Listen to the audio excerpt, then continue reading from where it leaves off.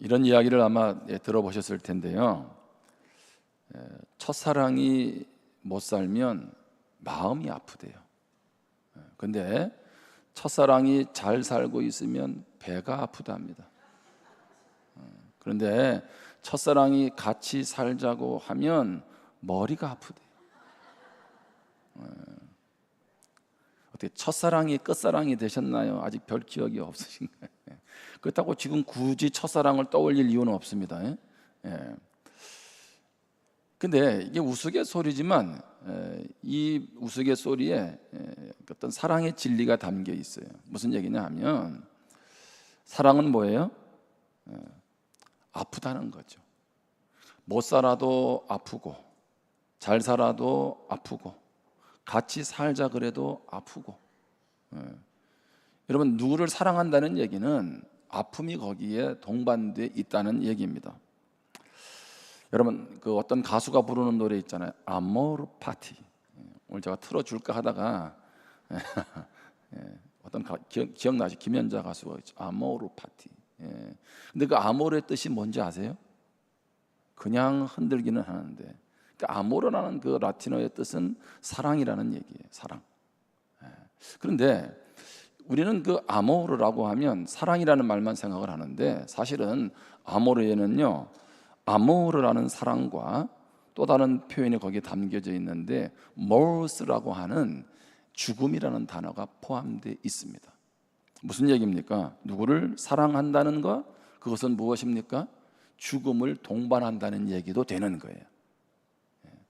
예수님도 그러잖아요. 하늘의 밀이 땅에 떨어져 죽으면 열매를 많이 맺는다고. 그러니까 사랑이라고 하는 것은 자기 자신을 파괴해야 돼요. 그렇죠? 무슨 얘기입니까? 나를 내려놔야 되잖아요. 그래서 상대를 배려하고 희생하고 섬기는 그런 면에서 사랑은 고비용이 청구가 되는 것입니다. 여러분, 그러면 우리를 향한 하나님의 사랑은 어떤 사랑일까요? 뭐 여러 가지 사랑의 표현이 있지만 한번 따라해 보실래요? 우리에게 집중하는 사랑. 더 정확히 말하면 단 하나에 집중하는 사랑. 또 다른 표현으로 하면 단 한 사람에게 집중하는 사랑, 바로 그것이 하나님의 사랑이라는 겁니다. 우리는 그렇게 생각할 수 있잖아요. 이 많은 사람이 있는데 하나님이 나를 사랑하실까? 여러분, 성경에 보면 그 이른 양 찾는 비유가 나오죠. 누가복음에 보면, 그렇죠? 99마리의 양이 있는데 한 마리의 양을 이제 잃어버리게 되죠. 주인은 어떻게 합니까? 그 99마리의 양을 두고 한 마리의 양을 찾아 나서죠. 여러분, 생각을 해보세요. 자, 한 마리와 99마리, 이게 경제적인 논리로는 비교가 안 되는 거예요. 그런데 어떻게 합니까? 그걸 두고, 그리고 한 마리의 양을 찾아가는 거예요. 두고 갔다가 어떤 일이 벌어질지를 어떻게 알아요? 주인이 없는 사이에 누가 훔쳐갈 수도 있잖아요. 그런데 그 비유의 초점은 무엇입니까? 바로 한 마리의 양을, 잃어버린 양을 찾아 나가는 그 주인의 마음이 곧 바로 우리를 향한 아버지의 사랑이다, 그렇게 표현하고 있는 거죠. 여러분, 이 시간 혹시 외로운 분들 계세요? 사랑하다가 너무 마음이 아프고 힘든 분 계세요? 남모르는 소가리를 하고 있다면 하나님이 여러분에게 집중하신다는 것을 기억하시기를 바랍니다. 하나님은 하나님이시기 때문에 우리 한 사람 한 사람에게 사랑을 집중하고 베풀어 줄 수 있는 분이죠. 바울은 이 놀라운 하나님의 사랑을 어떻게 표현합니까? 로마서 8장 31절에 보면 그런즉 이 일에 대하여 우리가 무슨 말하리요? 만일 하나님이 우리를 위하시면 누가 우리를 대적하리요? 하나님이 우리를 위하시고 하나님 우리 편이 되어 주시는데 누가 우리를 무너뜨리겠냐는 거죠. 32절에 자기 아들을 아끼지 아니하시고 우리 모든 사람을 위하여 내주신 이가 어찌 그 아들과 함께 모든 것을 우리에게 주시지 않겠느냐. 하나님이 하나밖에 없는 아들 독생자 예수 그리스도를 우리에게 주셨다는 것은 무엇을 의미합니까? 무엇인들 우리에게 주시는 것이 아까우시겠느냐는 거죠. 여러분, 하나님을 오해하지 마세요. 하나님은 여러분에게 모든 것 주고 싶어 하시는 줄 믿습니다. 근데 우리 스스로 생각하잖아요. 내가 사랑받을 자격이 있나요? 저같이 문제도 많고 부족함 투성인데. 여러분 스스로 자책하시지 않으세요? 그런데 로마서 8장 34절에 뭐라고 얘기하냐면 누가 정죄하리요? 누가 우리를 향해서 죄 있다고 정죄하겠냐는 거죠. 죽으실 뿐 아니라 다시 살아나신 이는 그리스도 예수시니 그는 하나님 우편에 계신 자요 우리를 위하여 간구하시는 자시니라. 아멘. 주님도 우리를 정죄하지 않으신다는 거예요. 그리고 어떻게 해요? 하나님 우편에만 계시는 것이 아니라는 거예요. 그냥 그 보좌에만 계셔서 영광만 받으시는 것이 아니라 그분이 친히 나 한 사람에게 집중해서 지금 무엇하고 계세요? 기도하고 계신다. 나는 이렇게 한 주간 열심히 믿음으로 살지도 못했는데 어떻게 이렇게 또 이렇게 은혜롭게 한 주간 지내올 수 있었을까? 누군가 기도했는데 특별히 누가 기도하고 있어요? 예수님이 여러분을 위해서 중보하고 있다는 거죠. 로마서 8장 39절에 보면 그래서 높음이나 깊음이나 다른 어떤 피조물이라도 우리를 우리 주 그리스도 예수 안에 있는 하나님의 사랑에서 끊을 수 없으리라. 아멘. 여러분 어떠한 상황에서도 우리를 향한 하나님의 사랑을 의심하지 않기를 바랍니다.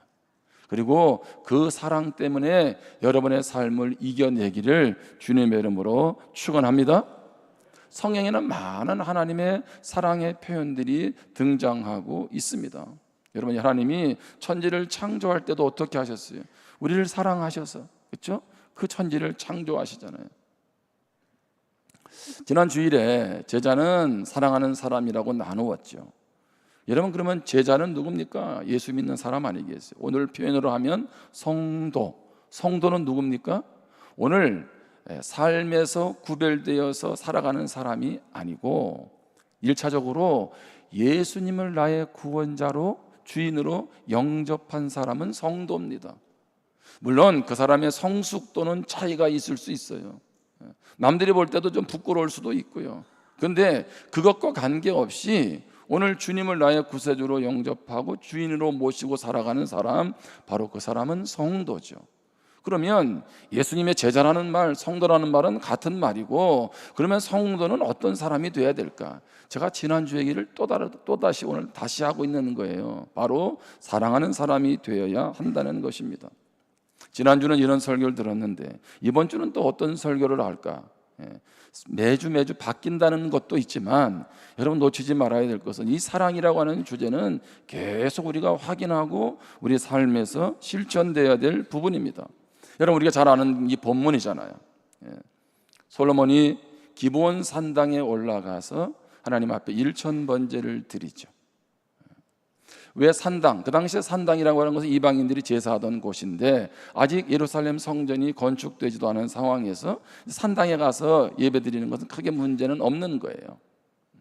물론 성전이 세워지고 난 이후에도 산당이 그대로 버려지는 것은 영적으로 분명히 문제가 있는 것입니다. 자, 그런데 오늘 1000번제를 가지고 우리가 얘기를 많이 했잖아요. 1000일 동안 나누어서 예배를 드렸느냐? 사실 그런 의미보다는 오늘 이 말씀은 한 번에라는 의미가 더 맞는 것 같아요. 1000번째 아니면 일주일이라고 할 수도 있겠죠. 근데 목회적으로는 우리가 이렇게 적용을 하잖아요. 1000일 새벽기도. 지난번에 오산에서 왔던 목사님도 목회가 힘들 때 1000일 특별 새벽기도를 하고, 그렇죠? 그렇게 해서 하나님의 회복을 경험하지 않았습니까? 어쨌든 중요한 것은 이렇게 하나님 앞에 1000번째 예배를 드리고 나서 하나님이 솔로몬에게 꿈에 나타나시죠. 그리고 솔로몬을 축복하는 장면입니다. 여러분 우리는 신앙생활 좀 한 분들은 이 말씀이 어떻게 흘러갈지를 잘 알고 있는 거예요. 그런데 제가 지난주에도 그랬지만 이번 주에도 계속 사랑의 마음을 어떻게 성도들이 좀 흘려보내고 나눌 수 있을까? 이게 계속 제 머릿속에 남고 있었던 거죠. 그래서 저는 오늘 이 말씀을 가지고 성도는 사랑하는 사람인데 어떻게 사랑할지를 두 가지를 크게 나누려고 합니다. 첫 번째는 하나님을 사랑해야 됩니다. 하나님을 사랑해야 돼요. 자, 하나님 앞에 1000번제를 드리는 솔로몬의 마음은 어떤 마음이었을까요? 우리 열왕기상 3장 3절을 같이 읽겠습니다. 시작. 솔로몬이 여호와를 사랑하고 그의 아버지 다윗의 법도를 행하였으나 산당에서 제사하며 분향하더라. 아멘. 자, 솔로몬이 하나님을 무엇했어요? 사랑했어요. 자, 그러면서 그런 질문이 던져진 거죠. 그러면 솔로몬을 하나님을 어떻게 사랑했을까? 그 말은 우리가 하나님을 사랑한다는 것은 어떤 말이냐는 거죠. 하나님 사랑합니다 라고 말로 끝나는 것이냐는 거예요. 그래서 제가 오늘 본문에서 두 가지를 찾아보는데, 자, 성도 하나님을 사랑한다는 얘기는 첫 번째, 말씀에 순종한다는 겁니다. 양이상 오늘 3장 3절 다시 보면 솔로몬이 여호와를 무엇하고? 사랑하고 그의 아버지 다윗의 법도를 행하였으나 산당에서 제사하며 분향하더라. 말씀 잘 보시면 솔로몬은 아버지 다윗의 법도, 다시 말하면 아버지 다윗으로부터 하나님을 경외하고 말씀대로 살아가라고 하는 거, 그 말씀을 어떻게 해요? 행했다는 거예요. 자, 솔로몬, 너는 이렇게 말씀을 아끼고 말씀을 가까이 하고 그렇게 살아가야 돼 라고 할 때 그냥 머리로만 들은 것이 아니라 다윗의 법도를 행했다는 거죠. 이런 말씀을 귀로 듣는 것과 행하는 것은 엄청난 차이가 있다는 것을 우리는 잘 아시지 않습니까? 다른 말로 하면 솔로몬이 하나님을 사랑합니다 라는 말은 그가 말씀대로 살아가기를 힘썼다는 겁니다. 여러분도 말씀을 순종하기를 주님의 이름으로 축복합니다. 요한복음 15장 10절에도 보면 내가 아버지의 계명을 지켜 그의 사랑 안에 거하는 것 같이 너희도 내 계명을 지키면 내 사랑 안에 거하리라. 예수님도 하나님의 말씀에 어떻게 해요? 그 말씀을 지켰다는 것, 순종했다는 거죠. 그러니까 여러분들도 믿음의 사람인 우리들도 말씀을 지켜야 한다. 그래야 내 사랑 안에 거한다. 다른 말로 하면 믿음의 사람들은 어떤 사람입니까? 믿음으로 산다는 것은 사랑한다는 거죠. 말씀대로 산다는 것, 바로 그 말씀에 순종하는 거예요. 여러분, 그래서 우리가 성경에서 믿음의 사람이라고 할 때 믿음의 사람들의 특징은 한 단어로 하면 뭐라고 얘기합니까? 순종이라고 얘기하잖아요. 왜 믿음의 사람들은 하나같이 순종의 사람이라고 할까요? 그것은 그들이 하나님을 사랑했기 때문에 그 하나님의 말씀에 나타난 반응이 무엇입니까? 순종이라는 거예요. 여러분, 자녀가 부모를 사랑해요. 그런데 부모의 말을 듣지 않아요. 그 말은 무엇입니까? 자녀가 부모를 사랑하지 않는다는 말이죠. 두 번째로, 하나님을 사랑한다는 말은 무슨 얘기입니까? 전심으로 하나님을 예배한다는 거예요. 오늘 본문 4절에 보면 이에 왕이 제사하러 기브온으로 가니 거기는 산당이 큼이라 솔로몬이 그 제단에 1000번제를 드렸더니, 여기 말씀에서 1000번제를 드린다는 것은 무슨 얘기입니까? 1만 마리의 소를 드렸다는 말이 될 수도 있고 양을 드렸다는 말이 될 수도 있고 다양한 표현이 될 수도 있겠죠. 근데 분명한 것은 1000번제라는 말은 하나의 관용적인 표현입니다. 이 말은 무슨 얘기냐 하면 전심으로 예배했다는 거예요. 솔로몬이 1000번제를 드리던 1만 번제를 드리던 10만 번제를 드리던 그 초점은 어디에 있는 거야? 온 마음을 다해서 전심으로 하나님을 예배했다는 거예요. 여러분, 이 아침에 예배가 전심으로 드려지는 예배가 되기를 주님의 이름으로 축복합니다. 그렇게 1000번제 전심으로 했다는 얘기는 그가 얼마나 하나님을 사랑하는 마음을 갖고 있었는지를 보여주고 있는 거죠. 다른 말로 하면 우리가 드려지는 이 예배가 곧 하나님을 사랑한다는 표현이라는 거예요. 신명기 6장 4절 5절에 보면 이스라엘아 들으라, 우리 하나님 여호와는 오직 유일한 여호와이시니 너는 마음을 다하고 뜻을 다하고 힘을 다하여 내 하나님 여호와를 사랑하라. 아멘. 이스라엘 백성들에게 이것만큼은 반드시 지키라는 거예요. 뭐예요? 마음 다하고 뜻을 다하고 힘을 다하고. 이 말은 무슨 얘기입니까? 마음은 뭐며 뜻은 뭐며 힘은 뭐며 그런 의미가 아니죠. 한마디로 말하면 전심으로 내 하나님을 사랑해야 돼 라고 지금 말씀하고 있는 거죠. 하나님은 왜 그렇게 이스라엘 백성들에게 하나님을 전심으로 사랑하라고 요구하십니까? 하나님이 이스라엘 백성을, 하나님이 우리를 전심으로 사랑하기 때문인 줄 믿습니다. 아멘. 그래서 우리의 사랑의 표현은 전심인 예배로 드려지는 거죠. 여러분, 예배라는 말을 제가 한 번씩 표현하잖아요. 예배는 영어로 worship입니다. worship이라는 것은 worth라고 하는 가치, ship이라고 하는 신분의 합성어입니다. 무슨 얘기냐 하면 신분에 걸맞게 대하는 거예요. 신분에 걸맞게 그 가치를 인정하는 게 예배입니다. 다시 말하면 하나님이 어떤 분인지를 안다면 그분에 걸맞게 그분을 대우하는 것이 예배입니다. 여러분, 구약에서 제물이라는 거 있잖아요. 하나님 앞에 나올 때 빈손으로 오지 말고 다 제물을 드려요. 소를 드리기도 하고 양을 드리기도 하고 비둘기를 드립니다. 자, 그런데 제물이라는 건 어떤 의미가 있냐면 가치라는 의미가 있어요. 하나님은 정말 최고의 가치가 있는 분입니다. 그래서 최고의 모든 것을 받으시기에 합당하신 분입니다 라는 그 의미를 가지고 드리는 게 제물이에요. 이게 구약시대의 제물의 의미라고요. 자, 그래서 예를 들면 부자는 뭘 가지고 드리겠어요? 소를 잡아서 드리겠죠. 좀 사는 사람은 양을 잡아 드릴 것이고요. 그런데 경제적으로 어려운 사람이 있어요. 그 사람은 뭘로 드릴까요? 비둘기를 잡아서 드리는 거예요. 그런데 자, 나는 아주 여유가 있어서 소를 드릴 수 있는 사람이야. 그런데 뭐를 드려요? 비둘기를 드려요. 그러면 하나님은 그 제물을 안 받으세요. 야, 너 왜 이렇게 싼 거 드렸어? 그런 얘기가 아니에요. 하나님을 하나님답게 대우하지 않았다는 거죠. 여러분, 그런 면에서 우리의 예배는 우리가 드리는 것도 중요하지만 하나님이 받으시는 예배인가에도 생각을 많이 하셔야 돼요. 내 마음대로 살면서 내 뜻대로 살면서 내가 원하는 것을 이루고 내 예배를 받으라고 하는 얘기는 그것은 성경적이지를 않아요. 나 스스로 만족할지는 모르겠지만 하나님은 오늘 이 솔로몬의 모습을 통해서 우리에게 보여주고 있는 거죠. 솔로몬이 1000번제를 드렸다는 의미 속에는 하나님을 예배하는 것이 솔로몬에게 뭐예요? 전부였다는 거죠. 그러니까 우리가 하나님을 사랑한다면 전심으로 하나님을 예배해야 돼요. 저는 예배할 때 몇 가지를 좀 여러분에게 당부하고 싶습니다. 5가지 얘기하고, 첫 번째는 예배를 좀 미리 준비하라는 거예요. 여러분, 토요일은 좀 일찍 주무세요. 너무 늦게까지 TV 보지 말고, 토요일 저녁은 좀 주일을 준비하는 시간이 돼야 되잖아, 그렇죠? 헌금도 준비하고 좀 입을 옷도 미리 좀 준비하고. 그 청교도 신앙 전통에 보면 그들은 옷을 입을 때 주일날만 입는 썬데이 베스트라는 옷이 있어요. 썬데이 베스트.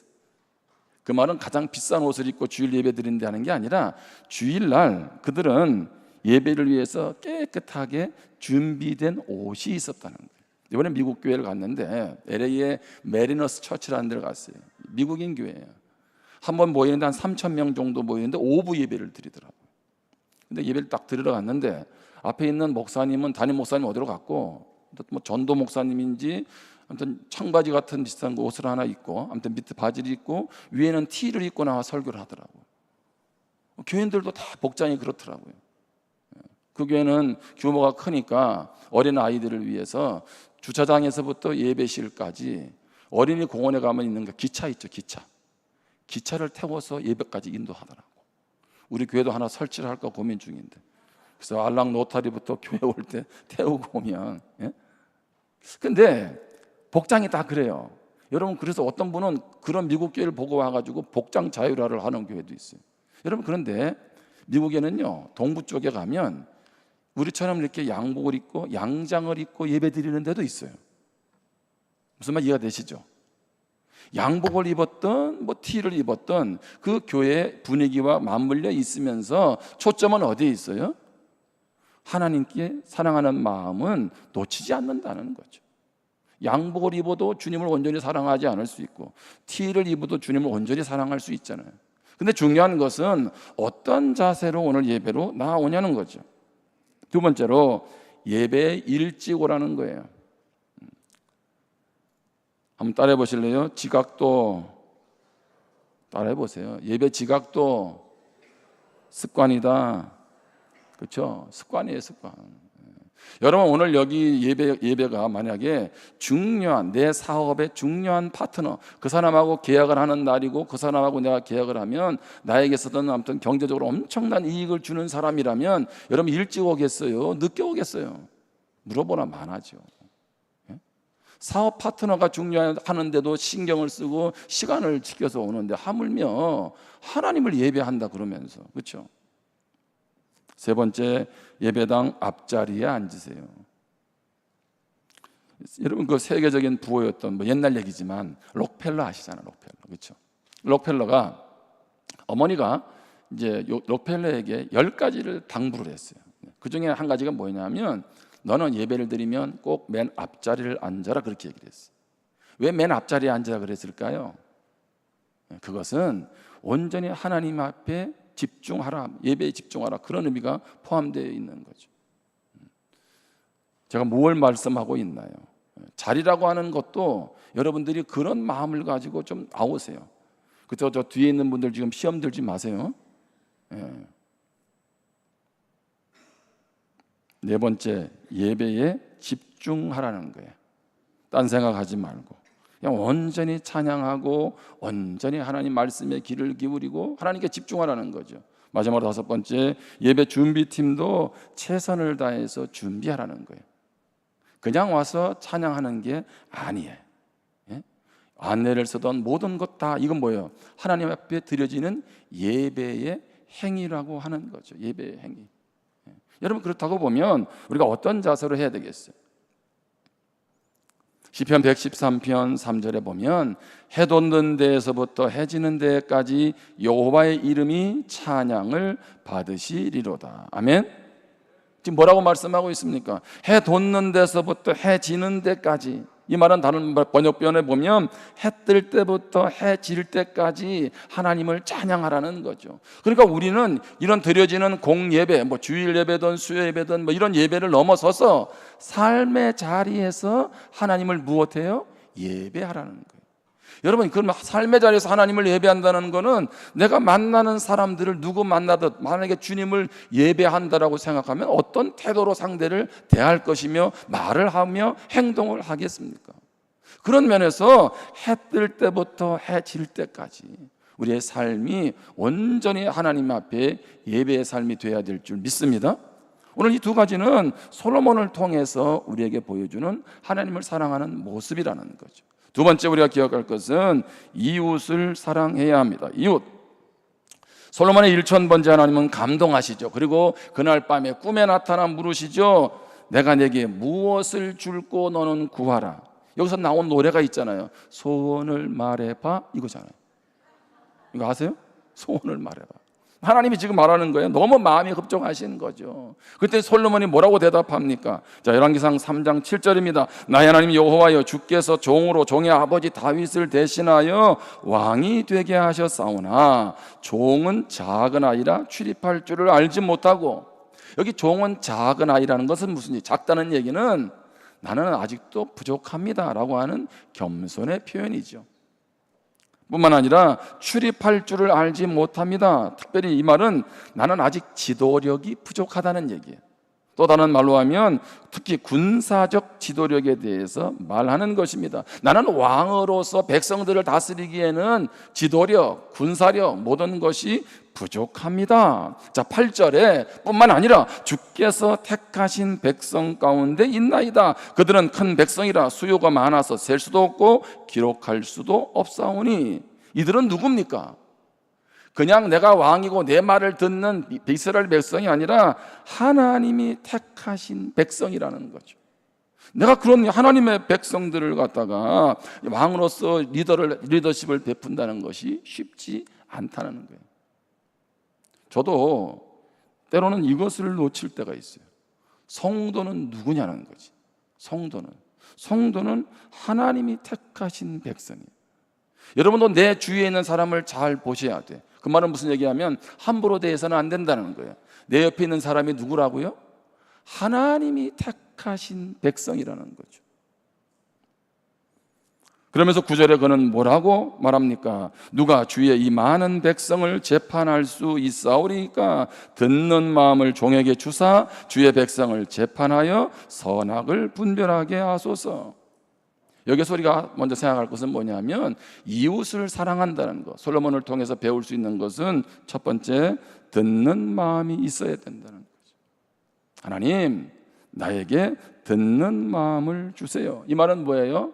판단력, 진실을 식별하는 감수성, 선악을 분별할 수 있도록, 공정하게 다스릴 수 있도록 하나님 나에게 듣는 마음을 주세요. 그래서 여기 듣는 마음은 다른 말로 하면 분별력입니다. 분별력. 백성들이 어떤 문제를 가지고 왔을 때 그것을 내가 잘 바르게 판단을 할 수 있도록, 그런 분별력. 또 다른 말로 하면 이것은 경청입니다. 경청. 그들의 마음의 소리들을 잘 들을 수 있도록. 자, 그래서 하나님이 솔로몬에게 이 듣는 마음을 얘기하니까 그 솔로몬에게 지혜를 주시죠. 그게 바로 열왕기상 3장 16절 이하에 나오는 예수 믿는 사람이나 안 믿는 사람이 다 알고 있는 얘기예요. 이게 무슨 얘기입니까? 자, 두 엄마가 이제 한 아이를 데리고 와서 솔로몬에게 이야기하죠. 각자가 내가 이 아이의 엄마라는 거예요. 엄마라는 거죠. 자, 근데 솔로몬이 어떻게 합니까? 이 아이를 어떻게 해라? 반으로 잘라가지고 이쪽에 있는 엄마한테 반 주고 이쪽에 있는 엄마한테 반 주라는 거예요. 솔로몬이 이렇게 한 의도는 뭘까요? 진짜 엄마라면 자르겠어요? 주라 그러겠어요? 그렇게 얘기하겠죠. 자, 솔로몬이 그렇게 명령을 내니까 어떤 일이 벌어졌나요? 한 엄마는 아니라고 저 여자 주라고, 한 여자는 또 엄마는 뭐라 그래요? 반으로 자르라고. 그래서 어떻게 했어요? 솔로몬이 누구에게 아기를 줬어요? 저 사람에게 주라는 그 엄마에게 아기를 주지 않습니까? 참 이것은 우리가 잘 알고 있는 얘기지만 참 우리는 결론을 알고 있어서 그렇지 정말 지혜로운 얘기 아닌가요? 어떻게 보면 우리는 단순히 지혜롭게 행동했다고 하지만 솔로몬은 지금 그 실제 엄마를 통해서 뭘 읽고 있었던 거예요? 아이를 사랑하는 마음을 읽었던 거죠. 경청이라는 그러잖아요. 경청이라는 것은 단순히 상대방의 말을 듣는 게 아니라 상대방의 마음을 헤아리는 거잖아요. 여러분 누가 이제 이렇게 집에 뭐 방문한다든가 할 때 한국 사람들은 그렇게 하잖아요. 저녁 드셨냐고. 그럼 어떻게 해요? 안 먹었어도 뭐라 그래요? 먹었다 그런다고. 그래가지고 밥을 안 줘. 나중에 시험 들잖아. 그럼 내가 그렇게 했어도 3번은 물어봐야지. 그렇죠? 아니 분명히 먹었다고 해서 괜찮다고 해서 안 줬더니만 나중에는 밥도 안 준다고. 이게 누구가 문제야 이게? 이게 무슨 얘기냐 하면 단순히 말이 아닌 그 사람의 그 뒷 마음, 그것까지 읽을 수 있어야 되는 것 아니겠습니까? 잠언 18장 13절에 보면 사연을 듣기 전에 대답하는 자는 미련하여 욕을 당하느니라. 제대로 듣지도 않고 말하면 어떤 일이 벌어져요? 도리어 더 문제가 생겨난다는 거죠. 여러분 부부간의 문제도 뭐예요? 가만히 보면 듣는 것이에요. 듣는 것. 그렇지 않습니까? 특히 아내분들은 남자들에게 많이 요구를 하잖아요. 내가 말했는데 듣지도 않는다고. 근데 그거 알죠? 제가 얘기했잖아요. 남자는 몇 번 말을 해야 알아듣는다고? 10번. 이건 제 얘기가 아니라 책에 있는 얘기예요. 책에 있는 얘기. 그만큼 남자들은 뭐예요? 이게 무딘가 봐. 그렇다고 이걸 또 남자분들은 정당화하면 안 돼. 오늘 목사님이 그랬잖아. 10번은 얘기하라고. 그러다가 돌아가십니다, 부인은. 예? 근데 그만큼 다르다는 걸 인정하라는 거죠. 제가 예전에 한번 그런 언급을 한 적이 있는데 일본의 마스시다 그룹의 회장인 마스시다 고노스케라는 사람이 이제 일본의 어떻든 뭐 경영의 신과 같이 어떤 경영에 대단한 탁월한 사람이었죠. 그 사람의 이제 기자가 물었어요. 자, 회장님 경영을 하는데 가장 중요한 게 뭡니까? 회사를 이렇게 멋지게 일구었는데 가장 중요한 게 뭐냐고 이렇게 물었더니 이분이 뭐라고 답변했냐면 나는 초등학교도 제대로 못 나왔습니다. 그렇기 때문에 어떤 사람이 무슨 말을 해도 경청하였습니다. 덕분에 많은 정보와 아이디어를 얻을 수 있었고 경영을 하는데 잘 활용할 수 있었습니다. 이것이 내게는 행운이었습니다. 대학을 나오고 지식이 풍부한 사람들이 그들의 지식을 자랑하면서 남의 말을 경청하지 않는다는 것은 놀라운 일이었습니다. 한마디로 말하면 이분의 사업 성공의 비결은 어디에 있었다? 경청에 있었다는 거죠. 여러분 이웃을 사랑한다는 게 뭐예요? 그 말의 의미 속에는 물론 여러 가지가 있죠. 그런데 오늘 본문에서는 뭐를 말을 하고 있냐면 듣는 마음이죠. 상대방의 이야기를 들어주고 상대방의 마음을 헤아려주는 그것이 바로 이웃을 사랑하는 거예요. 또 한 가지 오늘 본문에서 이웃을 사랑한다는 것은 넓은 마음을 가지는 겁니다. 넓은 마음. 열왕기상 4장 29절에 보면 하나님이 솔로몬에게 지혜와 총명을 어떻게 주시고 심히 많이 주시고 또 넓은 마음을 주시되 바닷가에 모래같이 하시니, 하나님이 솔로몬에게 듣는 마음 지혜를 구했으니 당연히 지혜와 총명은 많이 주시는데 모두 주셨어요? 넓은 마음도 주셨어요. 그런데 넓은 마음을 얼마나 주셨나고 봤더니 바닷가에 모래같이. 여러분, 넓은 마음이라는 얘기는 관용하는 마음이에요. 쉽게 말하면 너그러운 마음, 포용력 있는 마음이 넓은 마음입니다. 여러분, 왕이 돼가지고 자기만 챙기면 이게 어떤 일이 벌어지겠어요? 여러분, 지도자가 자기 밥그릇만 챙기면 그 공동체가 어떤 일이 벌어지겠냐고. 그렇죠? 근데 하나님은 솔로몬에게 넓은 마음, 너그러운 마음을 주시는데 어느 정도인가 봤더니 송정에 있는 모래를 다 모아가지고, 그리고 해운대에 있는, 그리고 광안리에 있는 모래를 다 모으고 저 송도에 있는 모래를 다 모아도 솔로몬의 마음에 비교가 안 된다는 거죠. 왜? 바닷가의 모래같이 뭐예요? 하나님이 솔로몬에게 넓은 마음을 주셨다는 거예요. 저는 이 말씀을 보다가 무슨 생각이 들었냐면, 아하, 넓은 마음은, 너그러운 마음은, 관용하는 마음은, 포용력 있는 마음은 하나님께 의지해서 달라고 해야 되는구나. 여러분, 성령의 열매를 얘기할 때 사랑이라 화평이 있네 이런 9가지 열매를 할 때도 그게 내 스스로 안 되잖아요. 마찬가지예요. 내가 어떻게 관용을 하면 남을 품을 수 있습니까? 어떻게 넉넉한 사람이 될 수 있을까요?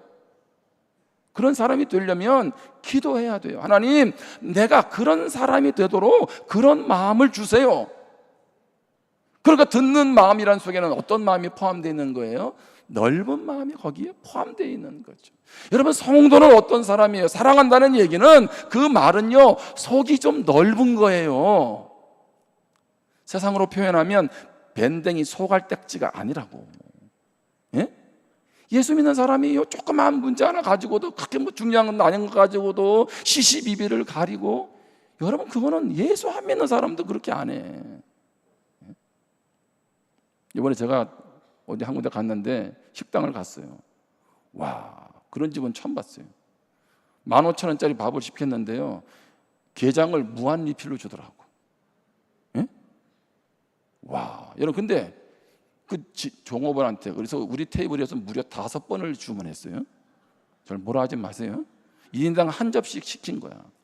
근데 왜 되게 기본 메뉴에다가 나오는 게장 맛이 없잖아요. 너무 맛있는 거야. 예. 근데 5번을 주문하는데도 한 번도 직원이나 주인이 눈치를 안 줘. 우리는 주문할 때마다 미안한 듯이 한 번 더 먹을게요, 한 번 더 주세요. 근데 조선족인지 누군지 모르겠는데 막 갖다 주더라고. 막 갖다 주더라고. 얘기도 안 하는데 막 주고. 그리고 오죽했으면 제가 거기다 주문을 했겠어요. 근데 제가 얘기하고 싶은 건 뭐냐면, 그 카운터에 있는 주인에게 물어봤어. 이라도 뭐 남는 게 있냐고. 이 주인이 그런다는 거예요. 나는 손님이 음식이 적으면 내가 힘들다는 거죠. 예? 손이 커. 근데 뒤에 동자승이 다 붙어 있는 거야. 예? 그러니까 우리하고 직종이 비슷해요. 그죠? 저는 누구고? 목사고. 그분은 뭐고? 불심이 신실한 여신도고. 근데 제대로 믿으니까 어떻게 해요? 손이 커. 예? 식당은 손이 큰 사람이 해야 돼. 그죠? 그러니까 그걸 보면서, 야, 저 아내 보고 그랬어요. 믿는다는 것만, 예수 믿는다는 것만 아니면 정말 대단한 사람 아니냐. 그 뭐 남겠어요, 그렇게. 무한리필 주더라도 그것도 한두 번 주는 거지. 손님이 5번씩이나 주문하는데. 그럼 우리 테이블만 주문했냐고. 이쪽도 5번, 저쪽도 5번. 예? 근데 뒤에 어느 절에 다니는지 달력까지 붙어 있고 동자성이 다 붙어 있는데 여러 가지를 제가 생각하게 된 거예요. 그런데 하물며 그 어마어마한 하나님의 사랑을 경험하고 안다는 우리가 그렇게 해서야 되겠느냐라고 하는 거지. 그죠? 누가복음 6장 36절에 보면 너희 아버지의 자비로우심 같이 너희도 자비로운 자가 되라. 여기 자비라는 뜻이 뭐예요? 이게 넓은 마음이에요. 넓은 마음. 하나님이 이렇게 넓은 마음을 갖고 우리를 품고 지금 안아주고 계시는데, 그러면 너희도 좀 그런 마음으로 살아가야 되지 않겠어? 이렇게 지금 말씀하는 거죠. 하나님의 솔로몬에게요, 하나님 사랑하니까 이런 마음을 주시는 거죠. 이런 마음. 제가 이제 말씀을 마무리합니다. 오늘 아침에 문자가 하나 왔어요. 이런 시간에 이분이 죄송하다고, 이렇게 목사님 일찍 문자를 보내 죄송하다. 그리고 제가 그분한테 허락을 구하고 이 문자를 얘기하는 거예요.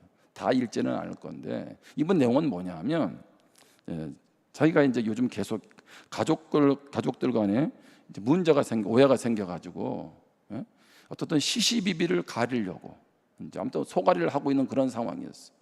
그래서 단판을 짓기로 했대요. 자기 속으로. 그날이 언제냐면 지난주일 밤이야. 지난주일 밤. 근데 이분이 지난주일 예배를 드린 거예요.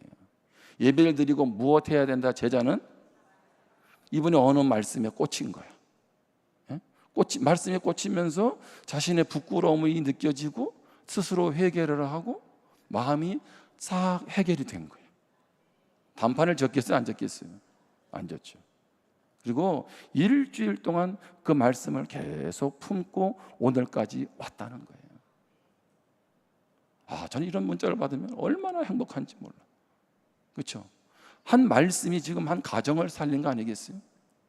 혹시 오늘 밤에 단판 내려고 지금 작정하는 분 계세요? 예. 오늘 회복의 은혜가 있기를 축복합니다. 여러분, 설교를 듣는다는 건 뭐예요? 목사의 설교를 듣는 게 아니에요. 그 설교를 통한 하나님의 마음을 듣는 거예요. 여러분, 그렇지 않으면 저는 그냥 강연하는 사람에 불과한 거죠. 그래서 저도 어떻게 하든 그 하나님의 마음을 알아가기를 힘쓰는 거고, 여러분들도 그 하나님의 마음을 알아야, 그래야 내가 살아갈 거 아니겠어요? 나 같은 사람을 사랑하신 그 사랑이 여러분에게 흘러가기를 축복합니다. 마지막으로 읽습니다. 율법사가 예수님께 물었어요. 율법 중에 어느 계명이 가장 크냐고. 마태복음 22장 37절입니다. 예수께서 이르시되 내 마음을 다하고 목숨을 다하고 뜻을 다하여 주 너희 하나님을 사랑하라 하셨으니 이것이 크고 첫째 되는 계명이요 둘째도 그와 같으니 내 이웃을 내 자신같이 사랑하라 하셨으니. 하나님을 사랑하기 위해 말씀을 순종하고 전심으로 예배하시기를 바랍니다. 이웃을 사랑하기 위해서 듣는 마음, 넓은 마음 가지기를 축복합니다. 기도하겠습니다.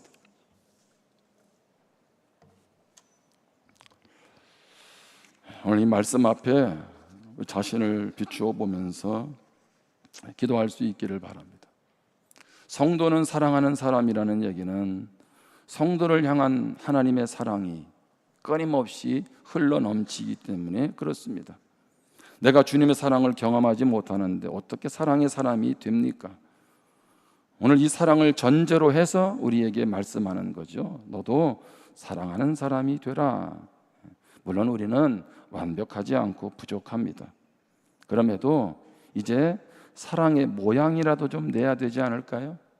하나님, 나에게 듣는 마음, 넓은 마음 주세요.